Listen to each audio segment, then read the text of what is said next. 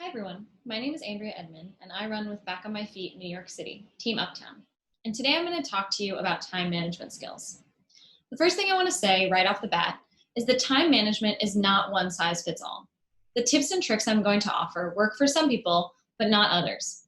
The best way to become good at time management is to try out a few different things and see what works best for you.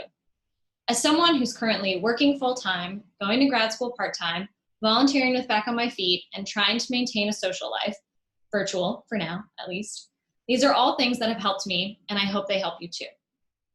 I'm going to break this up into 3 different parts.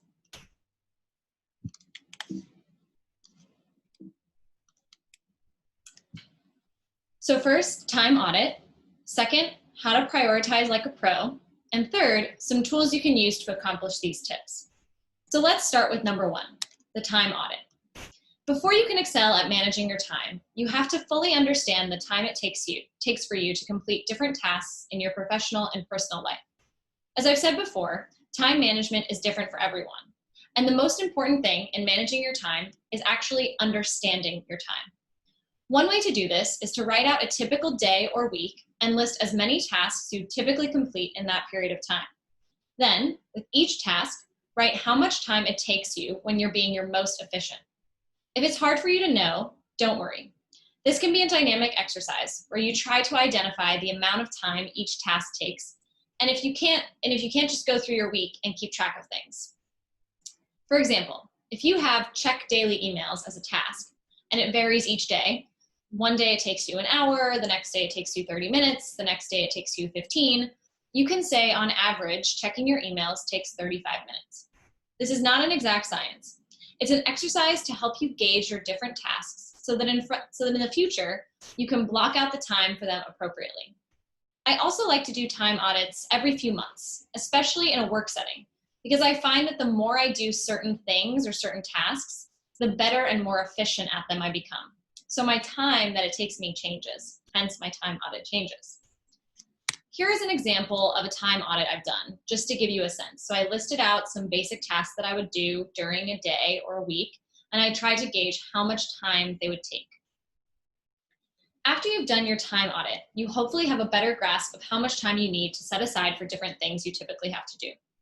The time audit will be very helpful in the next step as well, prioritizing like a pro.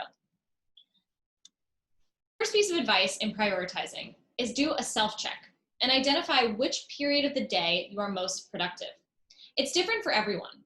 For me, I'm much more productive in the mornings, so I always try to accomplish more difficult tasks or meetings then. Even though I take graduate class in the evenings, I know that I can pay attention at that time, but I'm not very productive afterwards. I've learned that when coming home from class at 10:30 p.m., instead of staring at my computer screen for hours without writing anything, I should instead go to sleep and wake up around 5:30 a.m. to write the paper before work, because I personally am more productive in the mornings. But that's not the case for everyone. Some people prefer to write late at night, for example, and then sleep in the mornings. It really depends on when your productivity is at its peak. So think about yourself and plan that into your schedule accordingly. Next, I want you to try to create a rating system for your different tasks. I switch back and forth, but I primarily rely on a system that combines timing of when an item is due and importance of that item. This will take your regular to-do list and bring it to a whole new level. I'll use my work as an example. So at the beginning of every workday, I do a brain dump of all the things I need to do. I also add things to that list as they come out throughout the day so that I don't forget them. So here's an example of that list. As you can see, I've just listed out all of the items that I can think of that I need to do in that day or in that week, anything that's in my head that I know is a task I have to complete. Then I sit back and I take stock. Some of these items are not actually due by the end of the day, and some are. So first, I put 2 stars next to every item that's due that day. Then I look at those starred items, and I think about how long they're going to take me, aka looking back on the time audit we already did. And I think about all the other things on my schedule and identify if I have time to complete any other of the non-starred tasks. If I do, I look at the non-starred tasks and I add just 1 star, not 2. That way I know which task to complete first, the 2-starred tasks.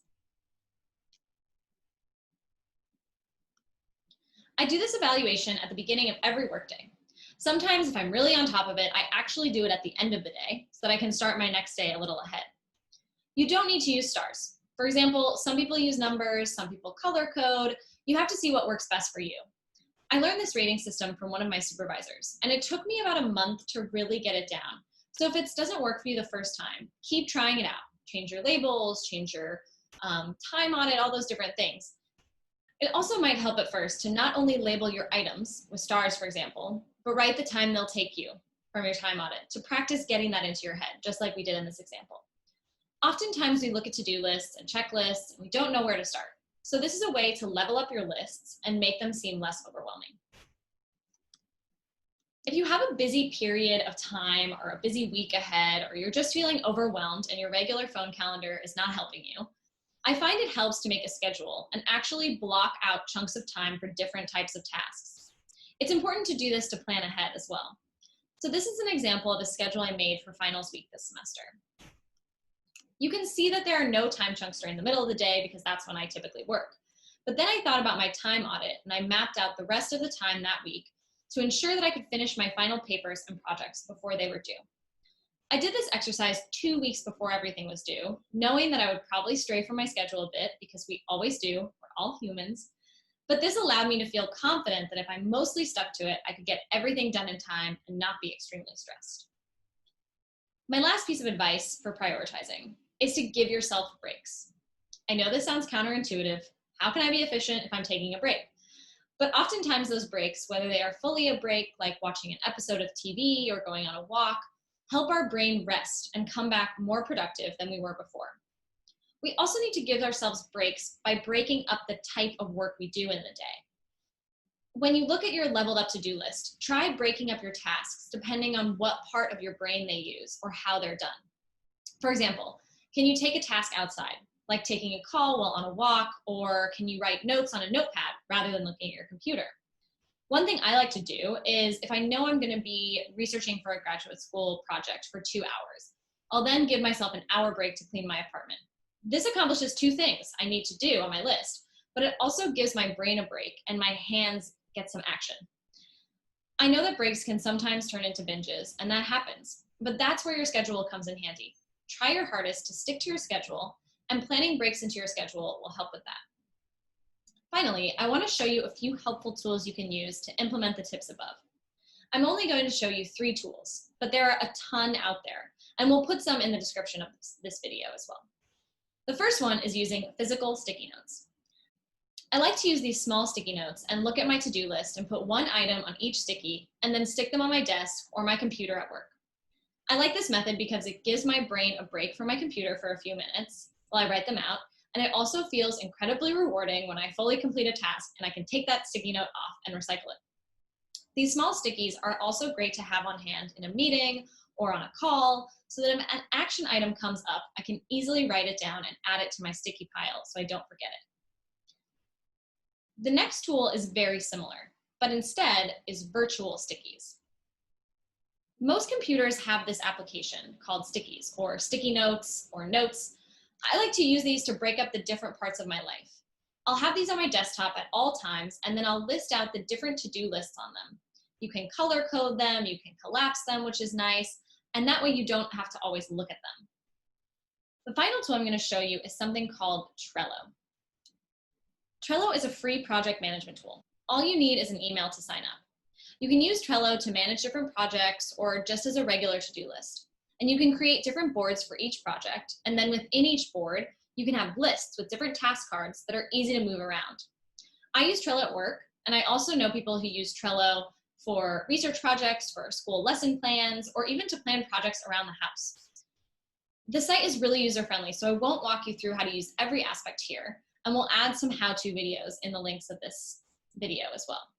But as you can see, you can move these cards around, you can add attachments as well into a different document, you can add members if you're working on a group project.